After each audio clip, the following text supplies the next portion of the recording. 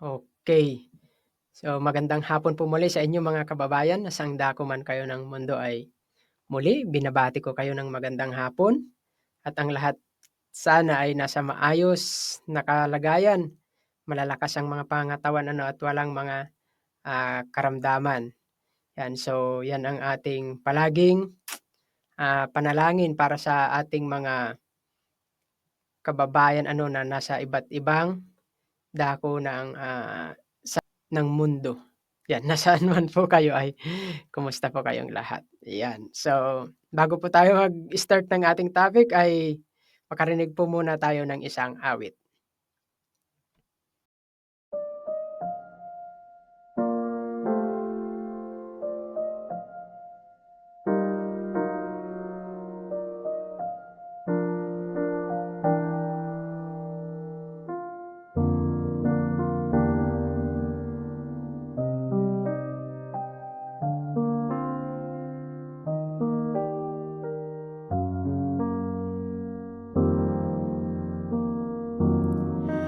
I don't understand how a God so divine could lower himself to a life such as mine and consider me worth every minute of time to rescue a sinner like me.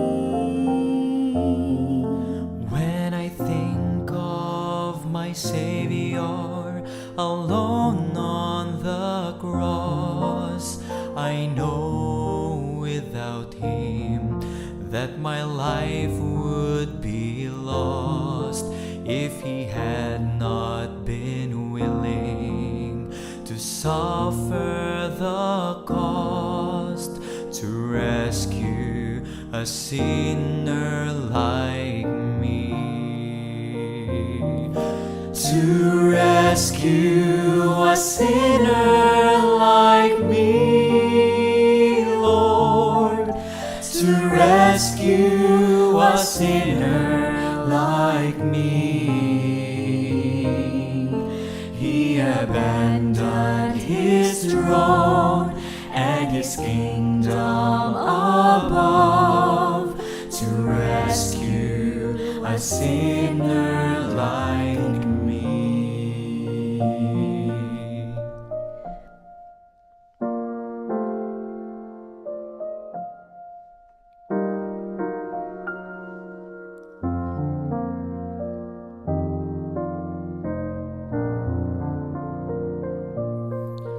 My mind is so limited that I cannot see the reason He died and arose just for me. So unworthy was I, yet He gave willingly to rescue a sinner like me.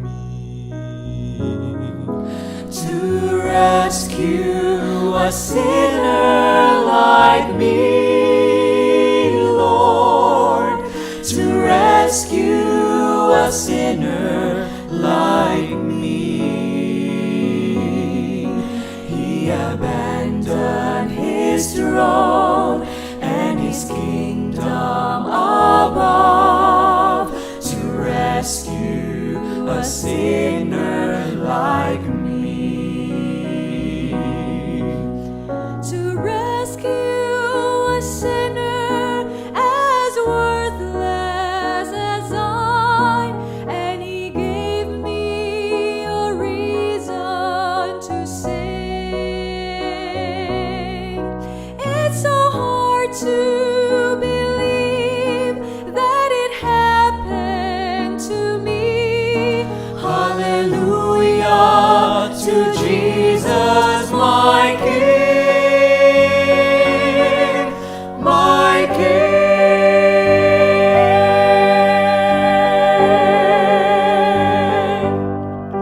To rescue a sinner like me.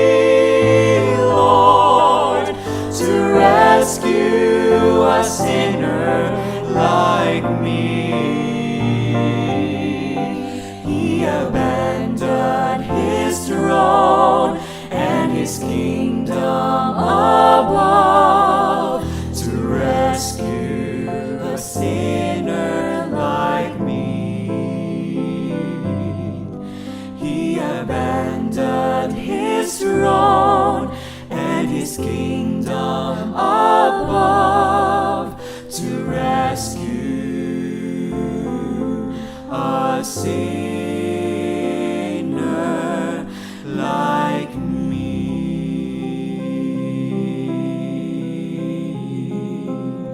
A sinner like me.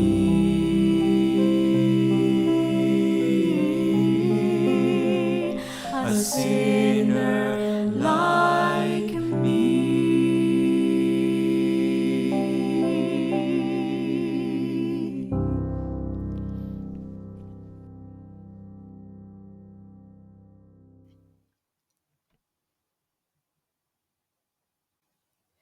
Okay, so patuloy po tayo ano, ang ating pag-uusapan ngayon ay ang kaayusan ay mahalaga sa masayang tahanan.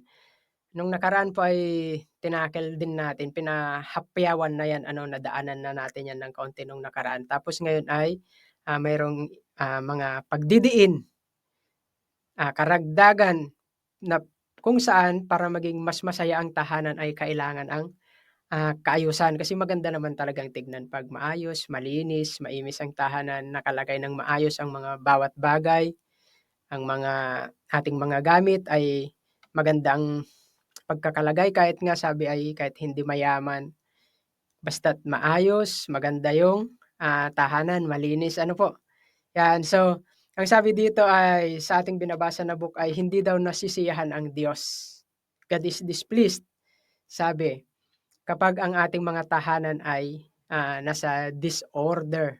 So, ibig sabihin magulo, hindi maayos ang mga pagkalagay. Siguro ano kaya 'pag maliit ang tahanan tapos maraming mga gamit ano, pero puwede pa rin 'yan iayos ano, kahit marami tayong mga gamit at maliit yung ating tahanan, mailalagay pa rin 'yan ng, mas maayos, 'yan. So, yun po ang importante doon, hindi yung malaki ang tahanan kundi o ang bahay kundi nasa maayos na pagkasalansan kung ano man yun. So, nasa maayos na lalagyan ng mga damit, ang mga plato nakaayos, yung mga sapatos nakalapag kung saan ang dapat lalagyan, yung mga tsinelas sa pagpasok sa may pintuan ay, maganda ang pagkakalagay. So, 'yan. So, yun po yung, mga basic na mga kaayusan na kailangan natin sa ating mga tahanan.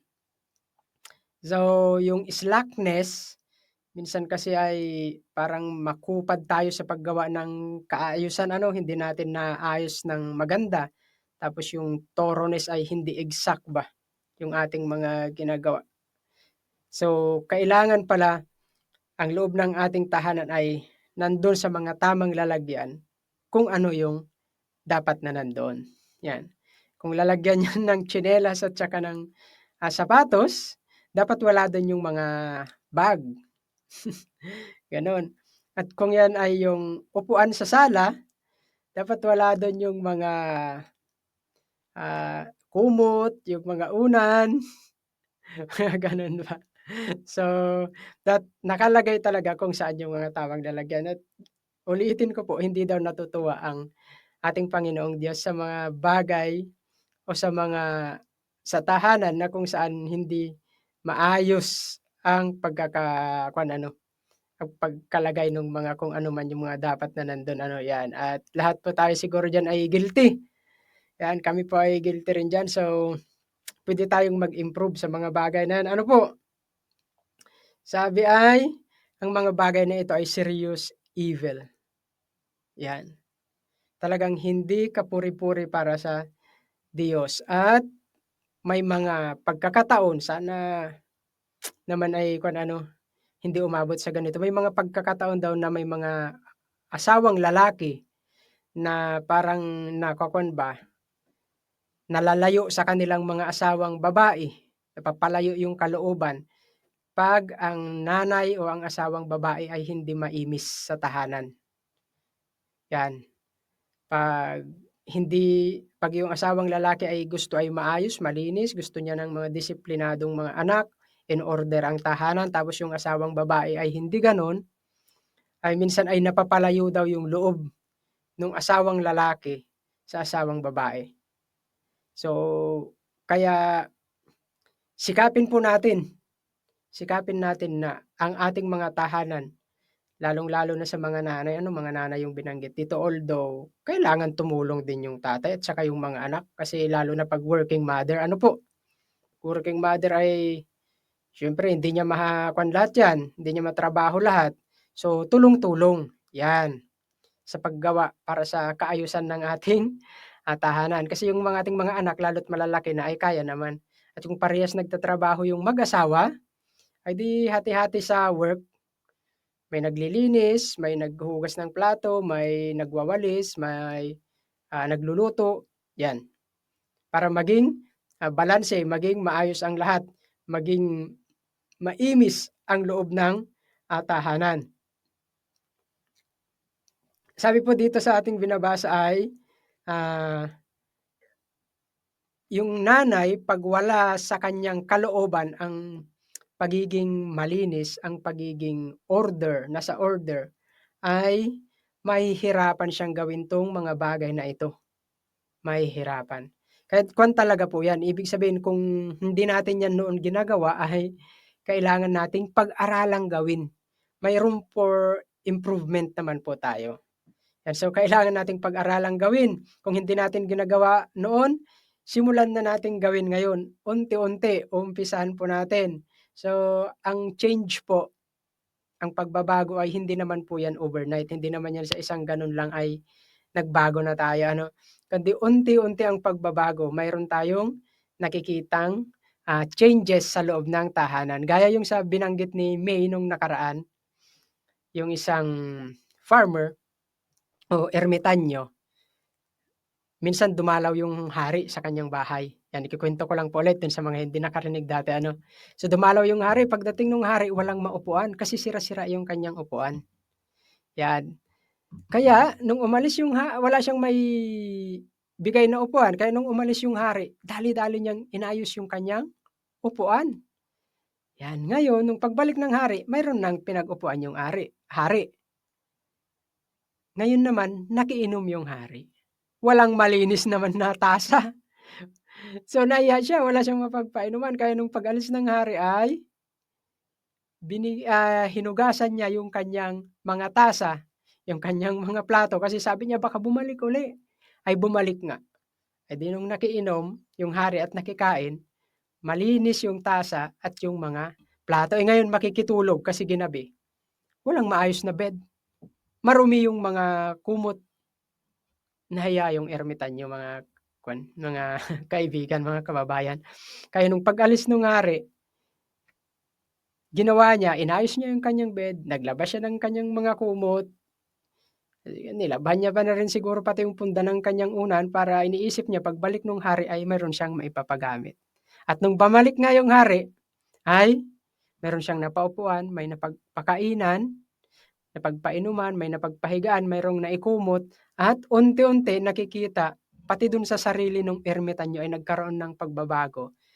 Dahil sa pag-visit ng hari, pati sa kanyang sarili ay unti-unti siyang naging malinis. Yan, naging maayos yung kanyang tahanan. So, ganun po, tayo pong lahat ay mayroong pagkakataon para magbago. Mayroon po tayong lahat pagkakataon para i-improve pa yung ating mga sarili, na kung saan yung ating mga tahanan ay maging mas malinis, maging order, maging ano pa yung sabi dito?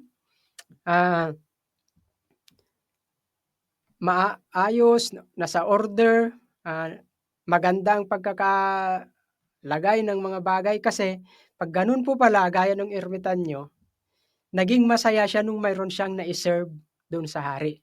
Gayon din po tayo, mas nagiging masaya po pala ang ating mga tahanan. Mas masigla ang ating mga tahanan pag nasa kaayusan ang lahat. At ang pinakamahalaga po dito, ang sabi ay, God is displeased with disorder. Ngayon, pag binaliktad po natin yon at nasa order na lahat, ibig sabihin, mas natutuwa naman ang Diyos 'pag nasa kaayusan ang ating mga tahanan.